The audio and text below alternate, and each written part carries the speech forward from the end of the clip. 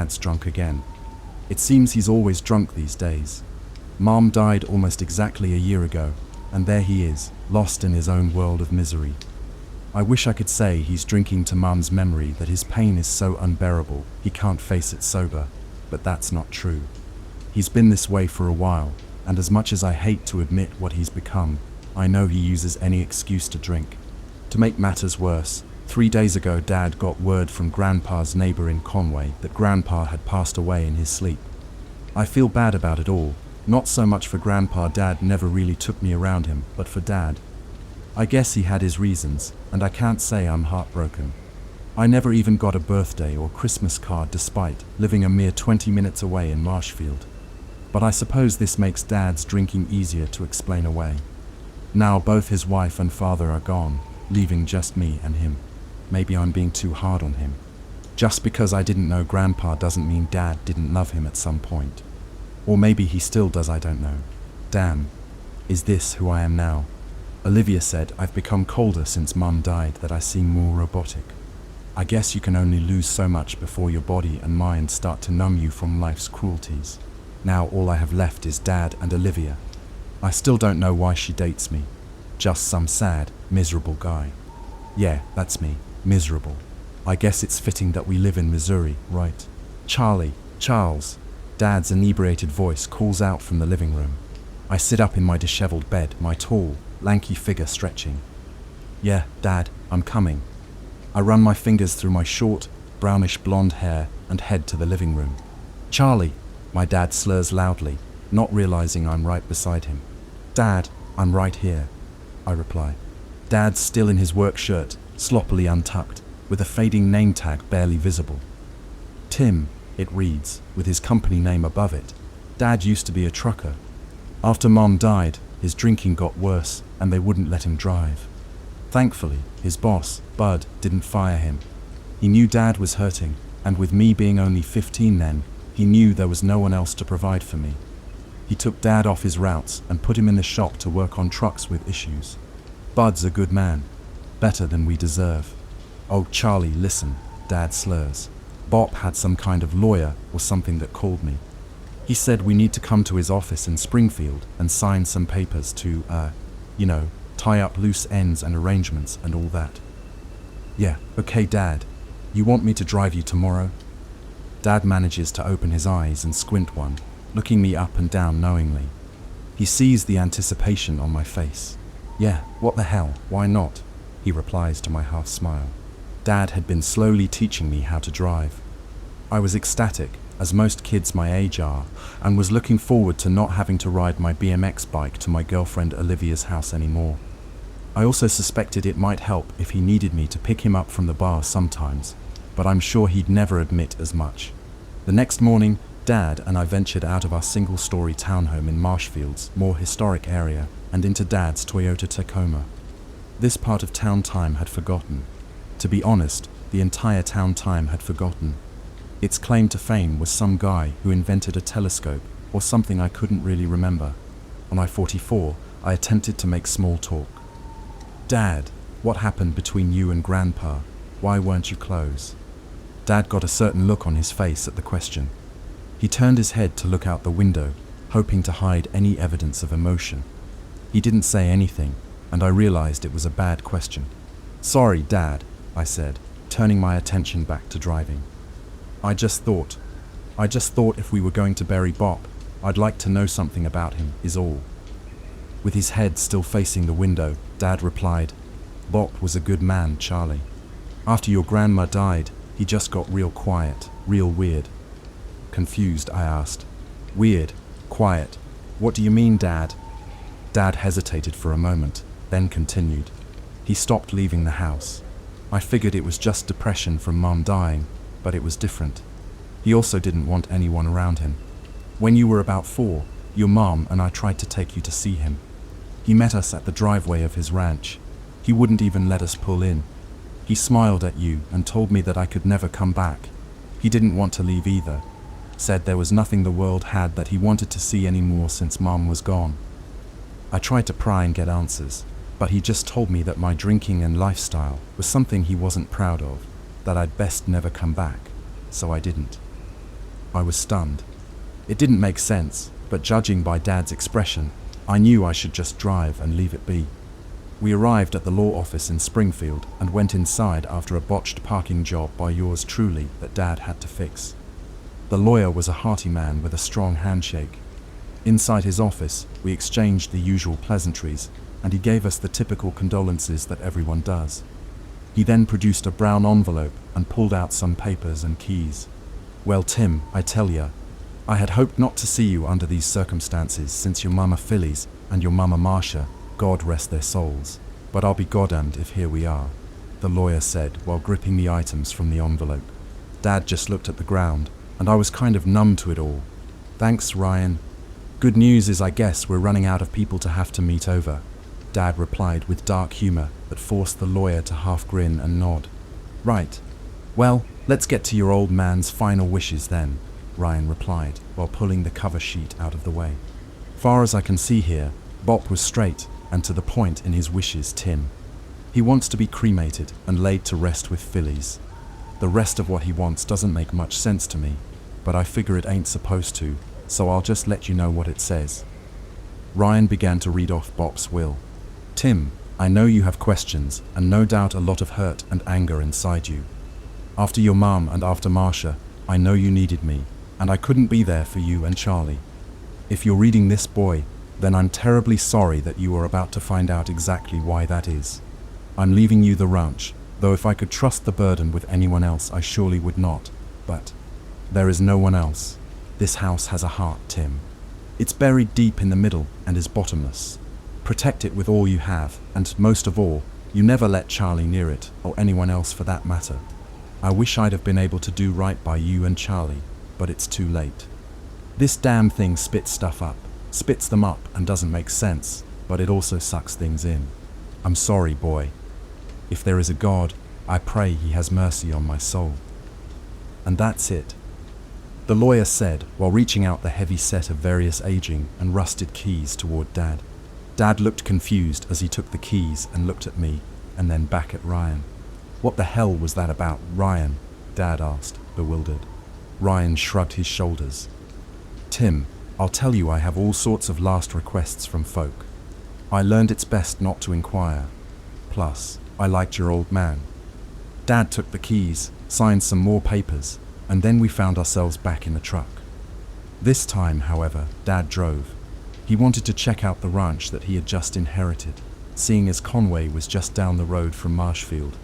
We drove into Conway, and if you blinked, you would have missed it. Small is an understatement. The true definition of a one-horse town, and even that would have been big news. I felt like everyone there was related, or if not, it was close enough that they wouldn't want to date anyone there for fear of being blood.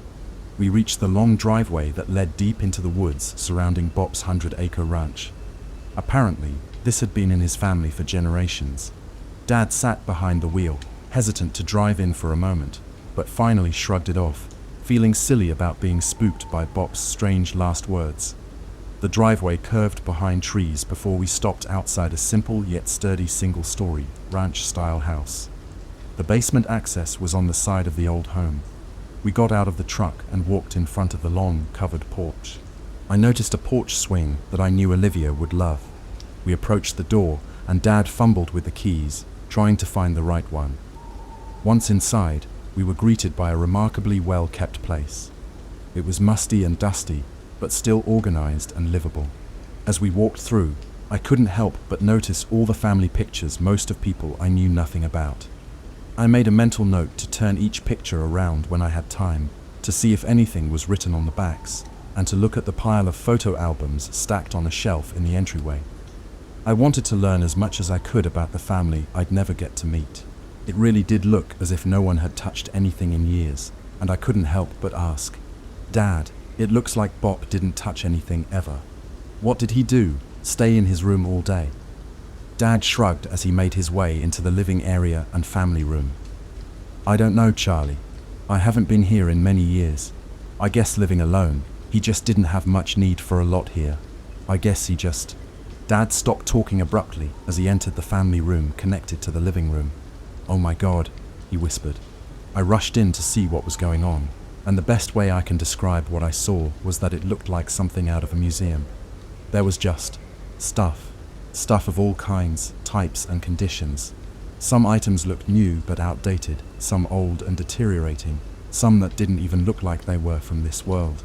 There were pirate-looking pistols, old coins, clothes from different eras in history, tools, paintings, and various artifacts that seemed to come from every time period imaginable.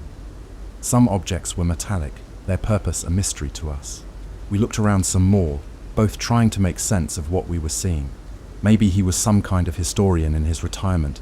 Maybe he collected this stuff.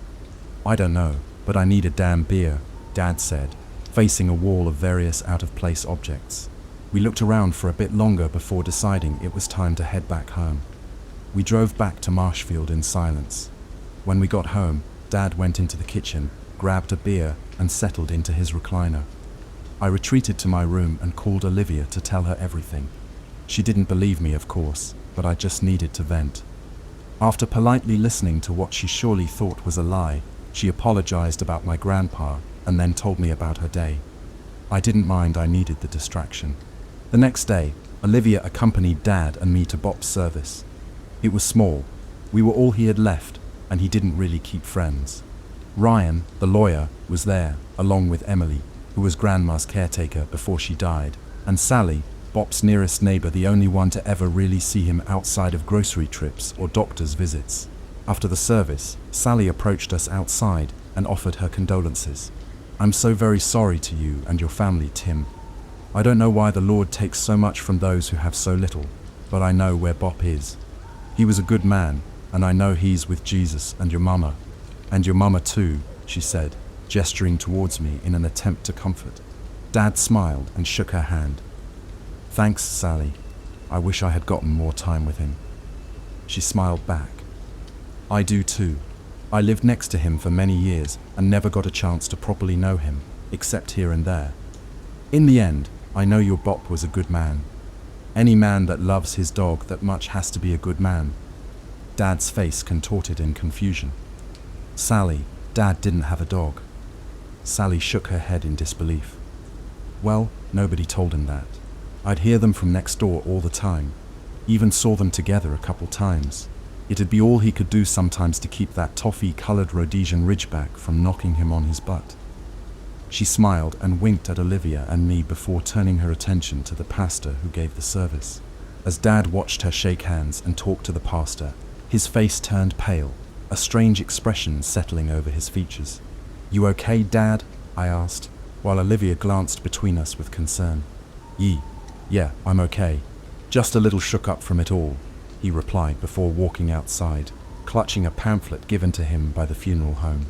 Later that night, Dad came into my room and sat on the edge of my bed as I was cleaning my AirPods. "Charlie, I think we should move to the ranch," he blurted out. "I won't pretend I wasn't blindsided. But I thought you didn't like it there. I thought too much time had passed." He nodded. "It's true. It's pretty damn weird to me, Charlie. The memories and the weird crap that's there. But to be honest, I could use the break." "What do you mean, Dad?" I asked, confused. Dad looked at the floor, his face mournful. "I mean money-wise. The house and ranch are paid for, son. Living there would mean more money to go around. At least until you finish school and can help out or something." It made sense now. I felt like kind of a dick for not considering that. I mean, I get angry when Dad drinks so much, but I also get it. Everyone is gone for him, for us. "Dad, what about school? And Olivia?" I asked. He smiled, probably having already thought of that. "Well, son, I figure you need more driving experience anyway. How about taking the truck to see Olivia, or just bringing her over to the ranch to hang out? And school, well, the year is almost up anyway. I don't see a reason to tell them you're out of district." Dad smiled at me and took a sip of his beer. I smiled back. The house was creepy, but the idea of having some freedom on the land and driving to see Olivia was pretty damn awesome to me. It took about 2 weeks to pack and move. We settled into Bop's place as best we could. I knew it was hard for Dad being surrounded by all the memories and the weird stuff, so we just grabbed everything and shoved it in the shed out back. The weekend was upon us in no time, and Dad let me take the truck to pick up Olivia and bring her back to the new place. We were exploring, and she thought the house was beautiful. I mean, it didn't look like much to me. It was certainly bigger than our townhouse in Marshfield. But this wasn't something you'd see on HGTV or anything. She said it looked like a home, that it felt lived in and homey, whatever that meant. She told me guys wouldn't really understand. I guess I kind of see what she meant. It wasn't cold and had Grandma Phyllis's touch in it. They say only a lady can make a home. While showing her around, she pointed to a door just beyond the kitchen that we had somehow completely overlooked. "Where does that go?" she asked. I shrugged and pulled on the handle. It didn't open. "I guess this is the basement." "Maybe," I said, pulling again. "I bet there's a key for it," Olivia replied. I walked to the key ring Dad had hanging from a coat rack in the living room. I took the whole set back to the door and grew frustrated when every key failed to open it. "What about outside? The doors outside?" "I bet they lead to this too," Olivia said excitedly. I smiled. "That's why I keep you around," I said before kissing her, and we both rushed outside. We stood in front of the large double doors with a padlock and chain. They clearly led down to something. I tried every key once more, and, to our disappointment, again had no luck. Frustrated, I went to find Dad. "I just know Dad took the key or something," I muttered before going into the house and into his room. I found him already in bed with half a beer in his hand. He was fully clothed and still in his work uniform. I took the beer, sat it on the nightstand, and closed the door behind me when I left. Olivia's eyes widened as she saw me approaching her with a crowbar. "What the hell, Charlie? Really?" she asked, giggling. I shook my head. "Dad's passed out drunk, and I'm getting into this goddamn cellar," I said, determined. She moved out of the way, and after a few swings, a couple of misses, and several hits, it loosened up. I finished the job, leaving the lock and chain lying at our feet with the way down now clear. Olivia unlocked her smartphone and turned on the flashlight app while I led the way down. She panned the light around, and we eventually found a hanging cord that I pulled. Soon, the cellar that smelled of age was illuminated by the yellow light of a 40-watt bulb. I wasn't sure what to make of what we saw. It was mostly empty except for a workbench with various items. There was a mini fridge still plugged in and running next to a Z-Boy type recliner with a folded blanket on it. Leaning against the wall within arm's reach of the recliner were a shotgun, a pickaxe, and a shovel. All of this sat on what looked like a very clean and new concrete floor. I guess this is why the house was so well kept. It seems like Bop was spending most of his time down here. Just doesn't make sense as to why though, I said as I looked over to see if Olivia was listening to me. She wasn't. "What the hell is this?" Olivia said as she stood in front of the workbench handling different items. I walked over and noticed she was holding an old dog collar. There was a name etched into the brass that was half faded and worn: Pepper. Olivia and I both instinctively reached for a pile of pictures strewn about the bench. She picked up one that was black and white. It was a young boy, maybe 13 to 15 years old. He was kneeling down next to a dog, placing a straw hat on it. A Rhodesian Ridgeback. And if I were a betting man, I'd wager it was toffee-colored. I don't believe it, I said aloud as I held the picture in disbelief. Olivia shook her head and grabbed the photo to get a better look. "No way.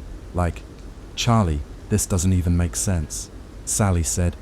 I cut her off, not wanting to hear the obvious. "I know. Look, let's just take this stuff and put it in the shed with the rest. I don't want Dad any more upset than he already is." Olivia shook her head. "Charlie, don't you know what this means?" "I don't care what it means. So much shit has been going on lately that I just want something to be normal to be okay."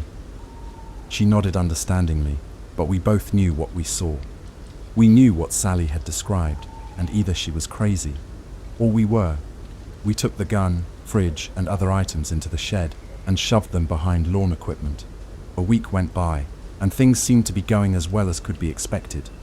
I get to drive the truck when Dad isn't using it, which, other than work, isn't a lot. He even sends me on beer runs. Thankfully, one of the only 2 convenience stores in Conway sells me booze and never asks questions. I guess they need the business out here, and besides, I think the guy knows it's for my dad. Sadly, people here have already picked up on his drinking habits. Dad's in the living room, watching reruns of CSI or something. So Olivia and I decide to go down to the cellar and smoke. She's been sharing her weed with me. Some guy at school likes her and is hooking her up. Am I jealous? Not as long as I don't have to pay. I know she loves me, and I love her too. She's really all I have other than Dad. I'm in the recliner in the cellar with Olivia sprawled across me. I guess I'd been rambling on while holding the joint. Smoke or pass, Charles. Stop burning our shit for nothing, Olivia scolds while snatching it away from me. The sudden feeling of being on edge must have shown on my face. What is it? Your dad? Olivia asks. I shake my head. No. Do you hear that? Olivia stops moving and listens. I don't hear anything.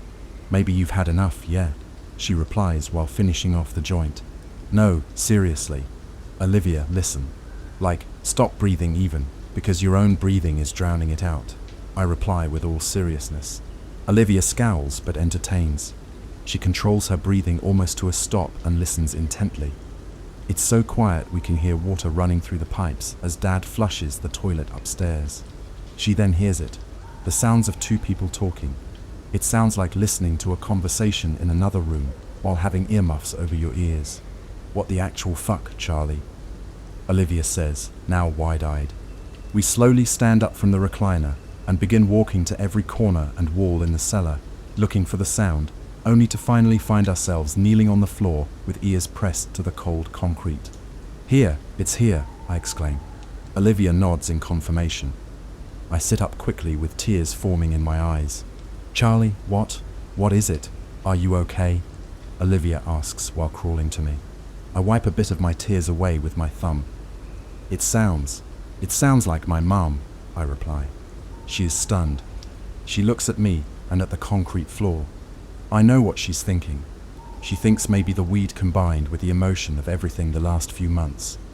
But she can't deny that she hears it too. Someone is talking underneath this concrete in the cellar. Okay, that's enough of this shit. We're done here, okay? She says while standing up and reaching for my hand. We exit the cellar and shut the doors, not planning on ever going back and definitely not telling Dad that his wife's voice is coming from the floor in the cellar. The next night, Olivia and I agree it's best to probably take a break from the house entirely. We plan a date night in Springfield instead. I take the truck to pick Olivia up, leaving Dad in the house alone. This is fine by him. He has a 12-pack and some BBQ takeout to keep him company. 2 hours into his game and nearly through his beer, he begins to nod off. The smart television enters its energy-saving mode and activates the "Are you still watching?" feature. With Tim fast asleep and the countdown reaching 0, the TV powers off, leaving the house dead silent. Tim is awakened by the sound of a voice.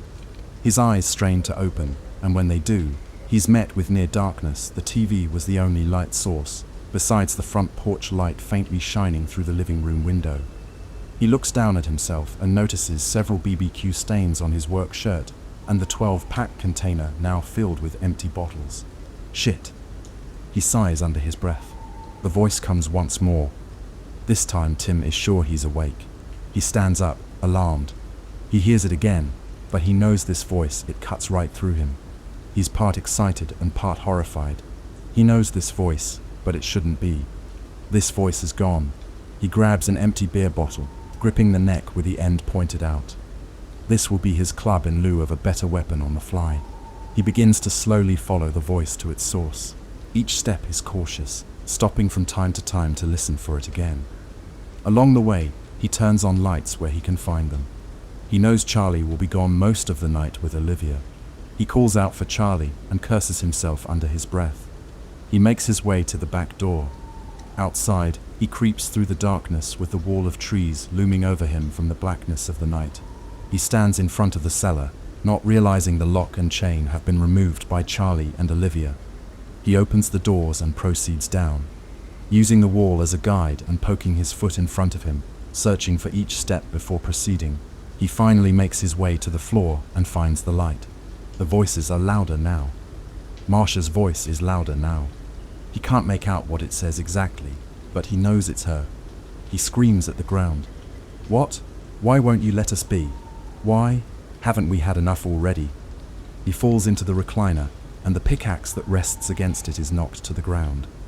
He glances at it, and in a mix of rage, pain, and lingering drunkenness, he grabs it and begins slamming it into the concrete with all his might. The night echoes with the sound of steel meeting concrete, carried by the grunting of a man possessed. He stops tearing up the floor when he nearly falls into the gaping hole that was once his cellar floor. It looks like someone had begun digging a well but never finished. It's roundish in nature, big at 8 feet in diameter, and there's no telling how deep. Dad, what the fuck was going on here? Tim asks himself. The voices have stopped for now. Tim, nearly covered in dirt and sweat, looks around, now fully sober, having sweated out his alcohol. He sees the hole, the broken concrete all around, and he drops the pickaxe next to him. Careful not to fall in, he kicks a piece of concrete into the hole, hoping to hear it hit bottom. He doesn't. He picks up another piece of concrete and kneels down.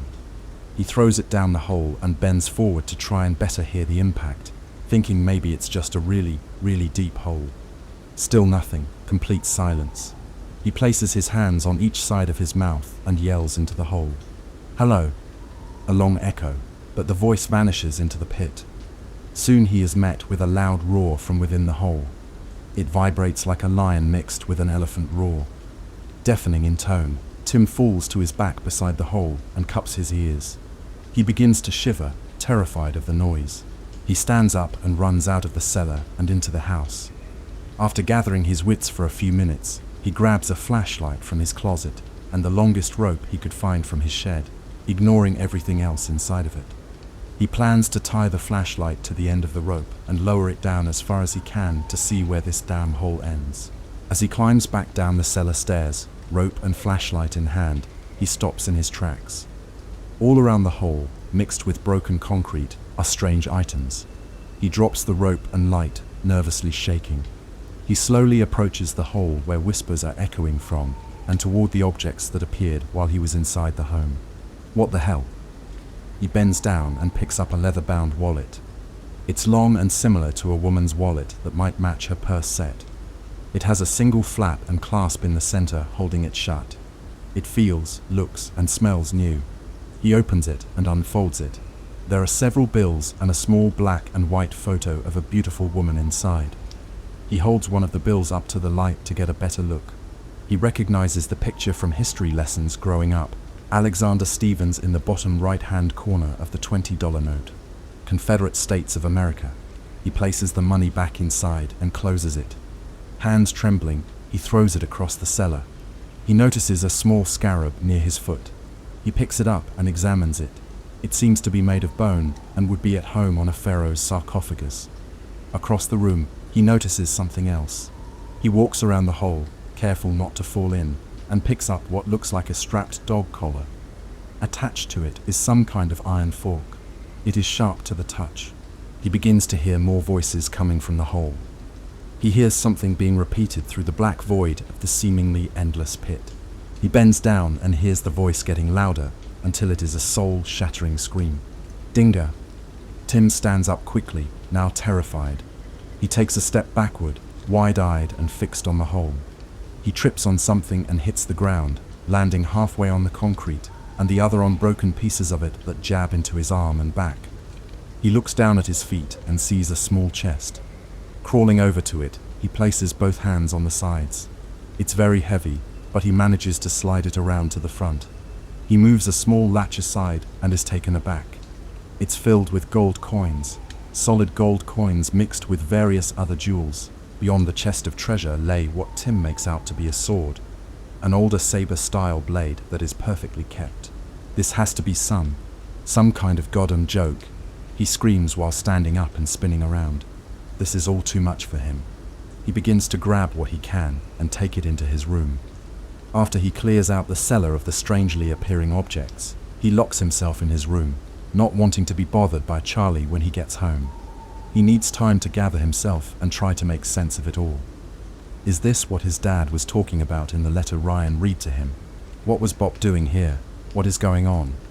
Tim thinks to himself before finally, and with the help of another beer, nodding off to sleep for good.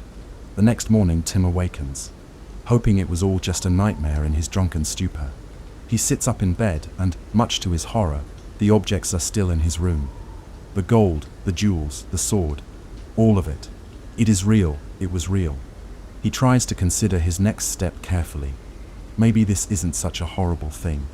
Maybe he can unload this stuff and make enough money to start a new life for himself and Charlie. It could be a new beginning, to get away from these small towns, away from the memories. He cracks open the door and looks around. The house is quiet. He walks to the front window in the living room and looks out. The truck is in the driveway. He knows Charlie is home, but probably asleep from his late night. He begins to take the items one by one from his bedroom to his truck and carefully places them inside. Once he has the items loaded in his truck, he goes to the only place he knows of where he can possibly unload the strange, but hopefully valuable items, the local pawn shop. Tim pulls into Conway's singular pawn shop. Thankfully, it's true to form empty, except for 2 employees inside. He walks in holding the saber and a fistful of gold and gems he'd shoved into his pocket from the chest that appeared in the cellar. He wants to get an estimate in case the clerks try to lowball him. A younger, 20-something man behind the counter smiles and nods at Tim as he spreads the objects out before him. "What you got there, sir?" Tim nods back. "Some gold pieces and jewelry my old man left behind after he died recently. Wanted to see if I could get anything for him." A great lie, if he must admit himself. Believable too. Definitely a good call not bringing a treasure chest of gold and jewels inside. That would have been far too suspicious. The young clerk begins to pick up and examine each piece of gold and gems. He looks at the gold and then back at Tim. "Mister, you say your dad left you this stuff?" Tim nods. The clerk excuses himself to Tim and disappears through a door just to the left and behind him. Some voices can be heard, and after a short time, the young man returns, followed by a much older man who looks to be the owner. "Howdy, sir. Jeremy. Nice to meet you. Tim, was it?" The man asks as he politely nods at Tim. "Yes, sir, that's right," Tim replies respectfully. The old man proceeds to handle the items Tim had brought in. "So my boy here tells me you're looking to unload your father's valuables." Tim nods in confirmation. "Yeah, he passed not too long ago, and I came across this stuff while cleaning his place out. He was a collector and did a lot of traveling. I guess he acquired these things along the way."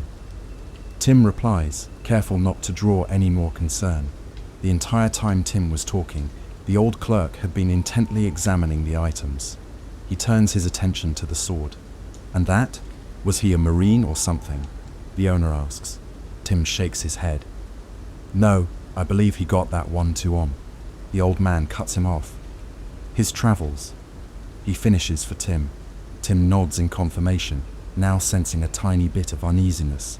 The old man sets the items down with a concerned look on his face. "Well, son, I'll tell you what, you have some strange things here. I don't think I can in good conscience buy these from you." The old man says to Tim, who looks bewildered. "What's wrong with them? Are they fake or something?" Tim asks, confused. The old man shakes his head with a slight chuckle. "No, son, these are the real deal. Problem is, I honestly don't think I can give you what they're worth." Tim seems blown away. "I don't understand." The old man continues, "Well, you see, I could give you the price for the weight in gold and gems. The problem is, these aren't ordinary gold coins or gems. These gold coins are different sizes and not uniformly minted like we see nowadays. The gems have been cut by hand, and that sword you've got there isn't a marine saber." Tim picks up the saber, examining it. 4 gold bands wrap around the dark sheath, with red roping dangling from it. He pulls the saber out and studies the blade, admiring the beautifully etched designs on both sides. He sheathes it and looks at the old man, who seems equally intrigued. "I'll tell you what," the old pawn shop owner says. "It seems your old man was something of a rare artifact collector. Now, this stuff is way out of the league of a small pawn shop owner in Podunk, Conway, Missouri. But I know a fella at a university in St. Louis who can tell you all about these items." He pulls out a pen and notepad. He writes down the name of a professor at the University of Missouri in St. Louis and slides it across the counter to Tim. Tim pockets the card, gathers the items, and thanks the pawn shop owner and his son. From the truck, Tim calls Charlie and tells him he's going back to work for a few hours and not to wait up. Back at Bob's ranch, Olivia and I are in the kitchen making a hot pocket when we hear a crash from the cellar. Olivia runs into the kitchen, wide-eyed. "What was that?" she asks, startled. "You heard it too, huh?" I reply. We cautiously make our way outside to the cellar doors.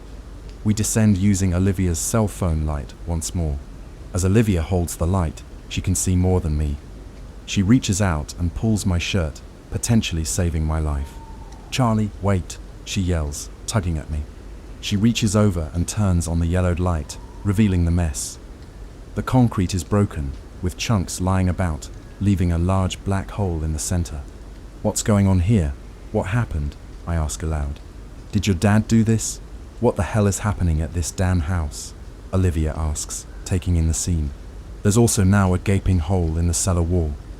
We maneuver around the multitude of strange artifacts, items, and debris that have appeared on the cellar floor.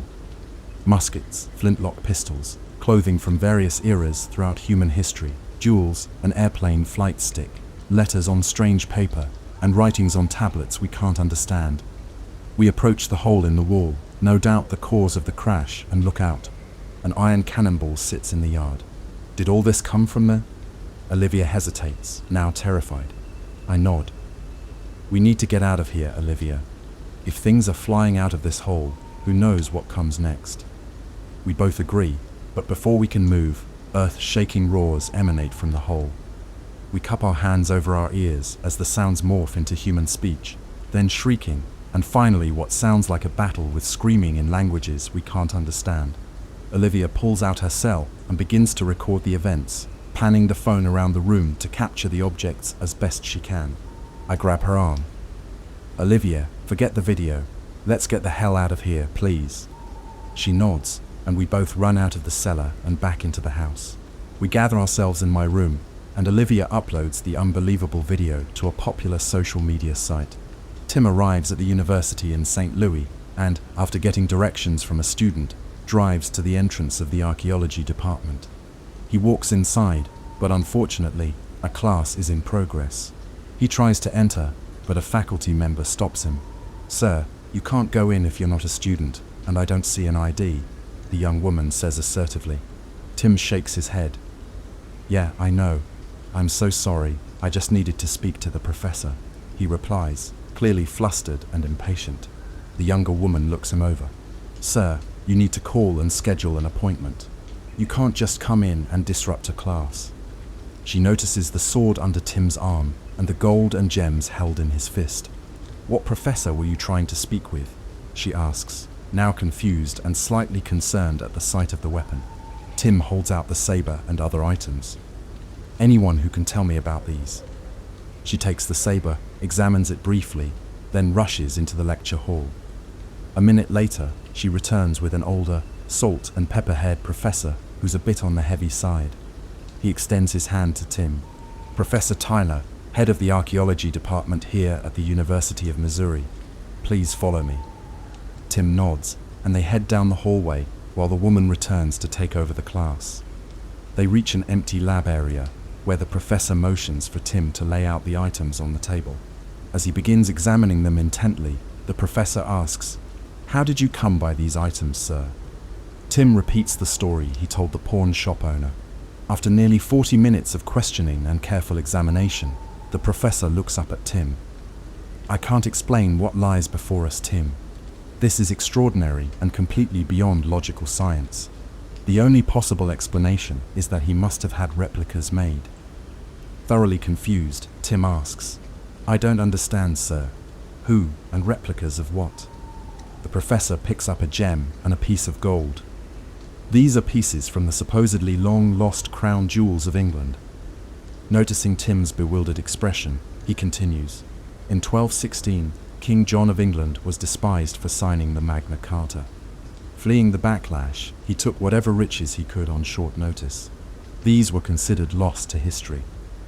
Tim stares at the treasure. "Are you telling me this is an almost 1,000-year-old treasure?" The professor looks down at the items. I could be mistaken. I must be. This makes no sense at all. Do you have any more?" Did your father have more of these? Tim thinks hard.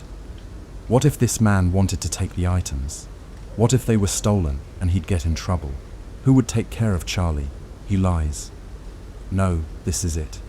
Dad just had this stuff tucked away in the house he left me when he passed. The professor seems to accept this. He turns his attention to a collar with a sharp, fork-like device. This raises just as many questions. Do you know what this is, Tim? Tim shakes his head. It's a torture device from the Spanish Inquisition. The collar would be placed around a person's neck, with this sharp fork under their chin. He demonstrates carefully. If the wearer tired and their head dropped, the fork would slowly pierce their chin, eventually killing them. He shakes his head. Absolutely unbelievable. In all my years, I've never seen such objects in one place, but this is the most astonishing by far. He reaches for the ornate saber, his hands trembling. Are you okay? Tim asks. The man nods, fixated on the now unsheathed saber. I can't understand how this is here in such remarkable condition. Either he had a replica created, or you and your father are master forgers. What's so special about this sword? Tim asks. The professor grins slightly, turning the blade in his hands. During the Battle of Marengo in 1800, Emperor Napoleon Bonaparte led his troops in a surprise attack to force Austrians out of Italy. He carried two objects, a double-barrel flintlock pistol and this saber. Tim is overwhelmed. None of this feels real. It's like a waking dream or nightmare. So, you're telling me this stuff, this gold, these gems, this collar, and this sword are all ancient, historical things. How is this possible? Tim asks desperately. The professor, still mesmerized by the sword, replies, That's a very good question, because this saber, Napoleon's very saber, that I hold now was sold in 2007 to a private exhibit for $6.5 million. And yet, here it is. Tim's anxiety skyrockets. The deaths of his family, his father, the hole in the cellar, the voices, and these out-of-time items are too much. His body trembles, and he breaks into a sweat. He desperately needs a beer. The professor notices Tim backing away. Are you okay, sir? Do you need an ambulance? Tim stumbles into a stool, turns, and quickly walks toward the exit. Sir, the items. Tim, we must know more about these. The professor shouts as Tim reaches the door and makes a beeline for his truck. He's done. He wants nothing more to do with these strange things. He just wants to race home to his son, seal that damn hole, and forget any of this ever happened. Hours later, Tim arrives home to find Charlie sitting alone on the porch. Olivia had her mother pick her up, and Charlie didn't want to be inside by himself. They exchange stories about what happened, then sit outside for a long while, processing the insane events until both decide to call it a night. The next morning, they're awakened by loud knocking on their front door. Charlie steps out of his bedroom first, still rubbing his eyes. Tim follows close behind, approaching the front window to see a well-dressed man and woman in expensive-looking suits. Dad, who is it? Charlie asks. Tim shakes his head. I don't know, but they look important. I bet it's someone from Springfield that Ryan sent from the law office, he responds, hoping it makes sense. He walks over to the front door and opens it. The woman nods and introduces herself and her colleague. Hello, sir. My name is Emily, and this is Jeremy. We're with Growing Tree Realty. If we could take a few moments, our company would really love to talk to you about your home and property. Tim looks them over and glances back at Charlie. I think we're okay, guys. I appreciate it, but we're not really interested. The woman smiles but assertively adds, Sir, our client is prepared to offer you well over what this property is worth. I think you'd be doing yourself a disservice if you didn't at least listen. Tim looks back at Charlie, who shrugs. He opens the door wider and lets them inside. He shows them to the kitchen, where they sit at a table with only room for two. Charlie and Tim stand in the kitchen, waiting to hear what this is all about. Right, so I'll get right to it. Your home and property have caught the eye of our client, and he is prepper. She stops mid-sentence. Her eyes fix on the door in the kitchen that leads to the seemingly permanently sealed cellar. Tim notices that Jeremy is staring at it too. She then regains her composure, but it still makes Tim and Charlie feel uneasy. Of course, nothing that has happened lately has made them feel anything but uneasy. As I was saying, this property is very desirable to our client, she finishes. Jeremy then chimes in. Sir, we understand that your father recently left you this property in his will. I wonder, after your wife's passing as well, if perhaps a fresh start wouldn't be in order. The money our client is prepared to offer would more than compensate. Charlie notices Tim becoming agitated. Tim steps forward slightly. How did you know that? And what difference does it make how it came into my possession? I don't want to sell my dad's home. Look, guys, it's early. I had a late night, so maybe we can talk about this later. Leave me a card or something, and I'll see you two out, Tim says, motioning for them to head into the living room and eventually the front door. Tim, let me be perfectly honest with you, Emily says. We are with the United States government. We are going to politely make you an offer for your father's home and land that you will not refuse. I suggest you take this money and your son, Charlie, and start that new life you've been secretly fantasizing about for months now. Tim freezes in place. Charlie is also scared at this point. Dad, what? Charlie stumbles over his words. Tim raises his hand to Charlie. It's okay, son. And what if I refuse? Tim protests. Jeremy stands up with a newspaper in hand, extending it towards Tim. Eminent domain is a strong possibility, should you choose not to cooperate. Tim, we're offering you money, and good money at that. The offer is for 3 times the property value. Only a fool would turn this down. There's a headline I think I read in the local Springfield paper this morning you may find interesting. Tim grabs the newspaper. It is indeed the Springfield Daily Citizen. However, it's dated for the following day. He opens it and reads the headline. Marshfield native kills son and self in murder-suicide at Conway Ranch. Tim's face drains of color. Emily speaks calmly but commandingly. An alcoholic who recently lost both his wife and father couldn't hold it together. He broke, taking his son's life and his own. Tragic. Charlie is completely terrified. Jeremy towers over them both, and Tim is trembling. Here, take this card, Jeremy says. Call the number in 3 hours and all the paperwork will be in order. You'll be told to meet in Springfield to sign documentation for the property and home.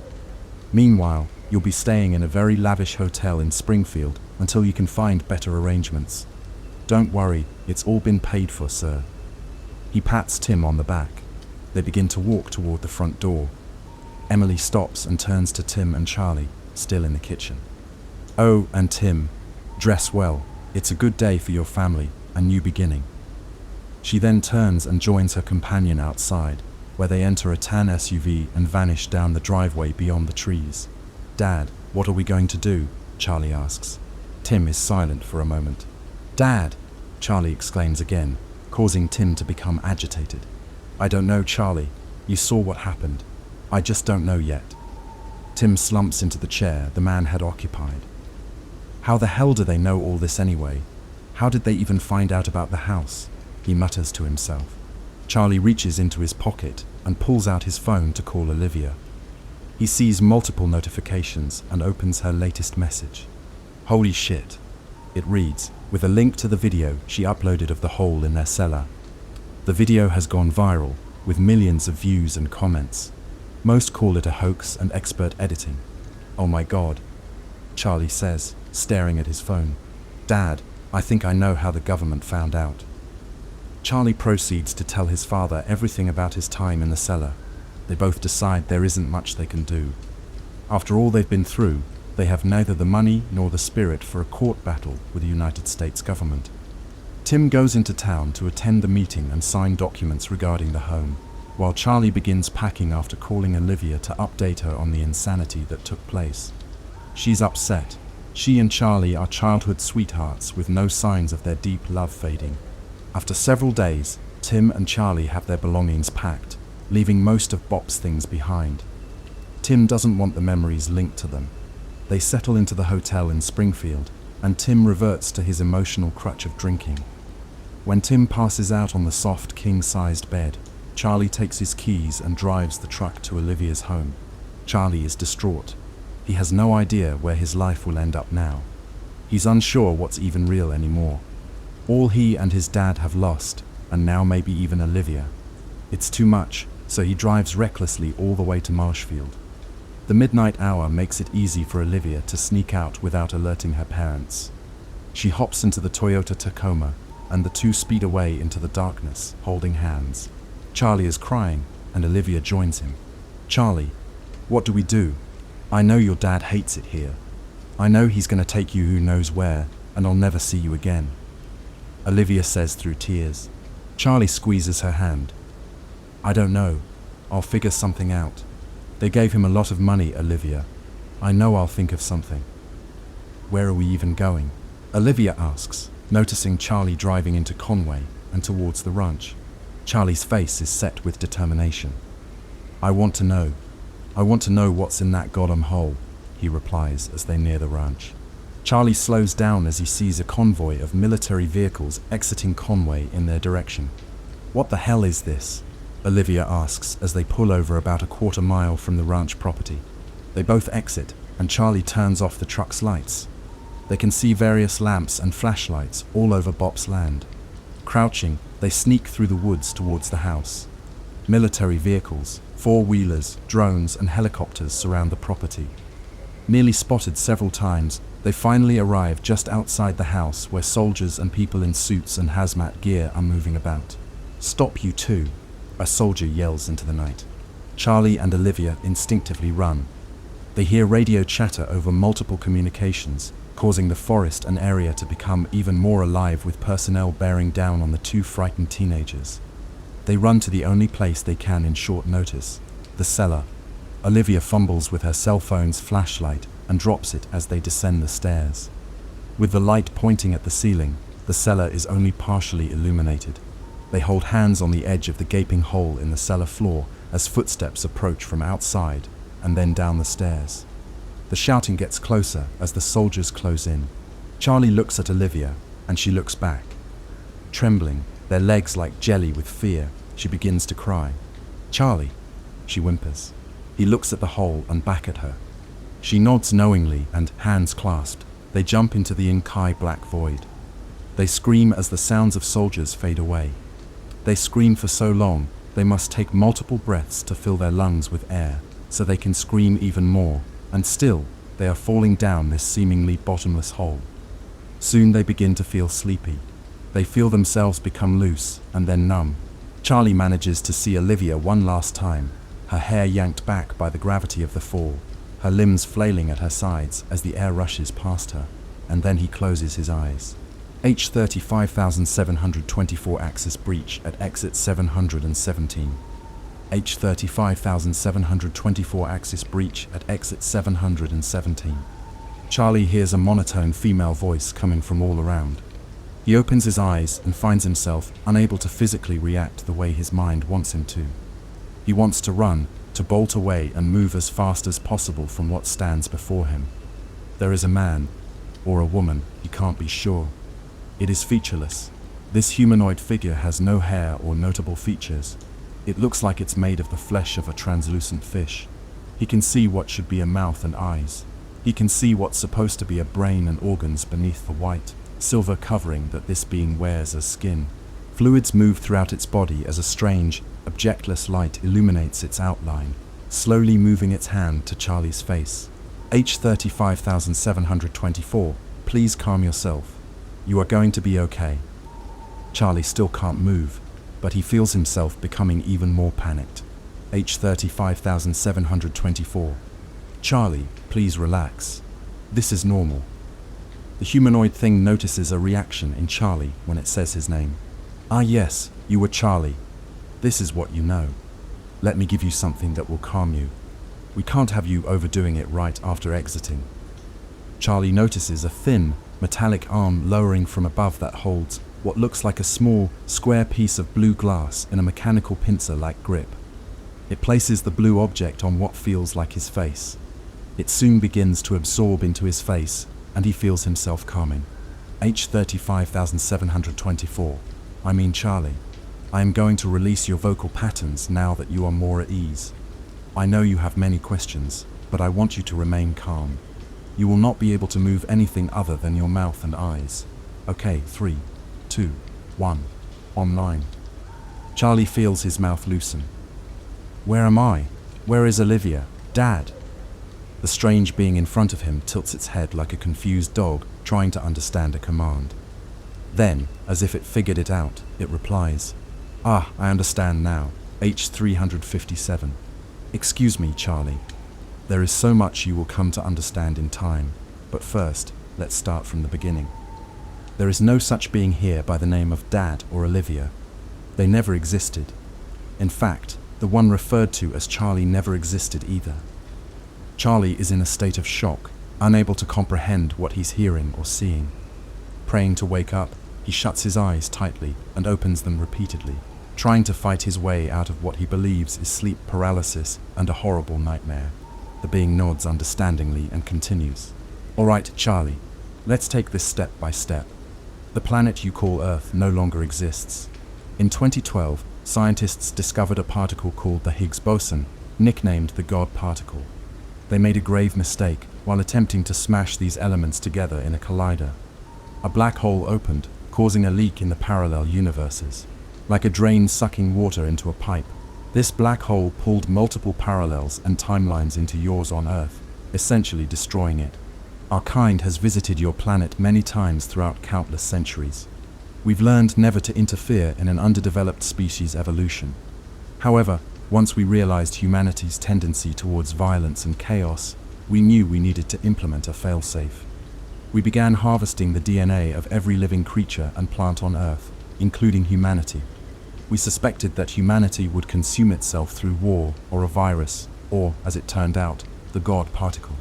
On our home world, far from where Earth used to be, we began using human DNA to test, grow, and crop human clones. Your kind humanity requires hydration and nourishment that we cannot provide. So, simultaneously, we began terraforming a planet on the far side of a nascent star similar to your Sun. This world was chosen because it shares very similar conditions to Earth, though it's twice the size.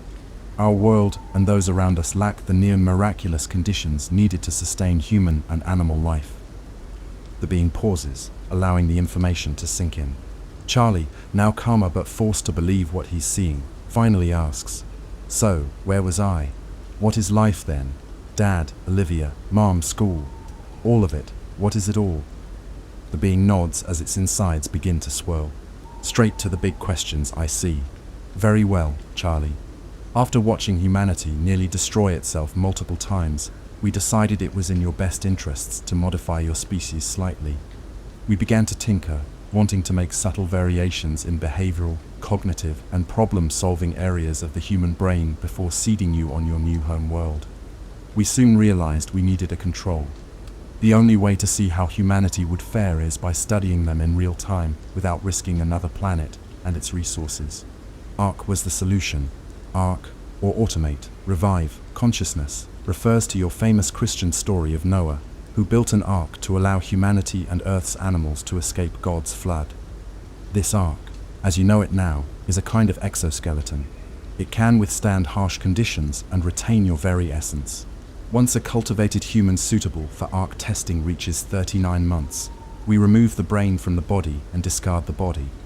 We had to isolate the part of your brains where consciousness resides, an area humans never used and were unable to access, thought to house one's soul, as it were.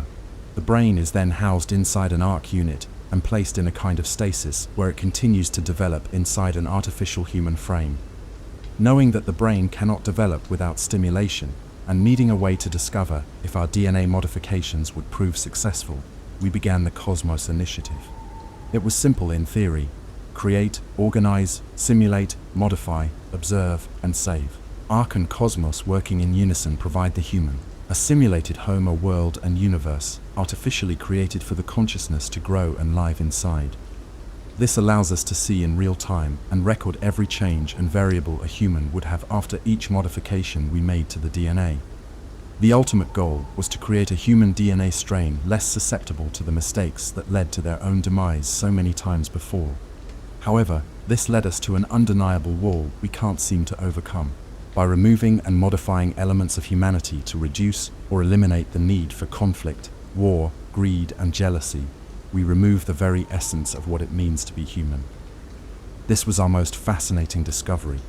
You are the galactic honeybees, Charlie, with an innate inability to avoid self-destruction, even when it leads to your own demise, time after time.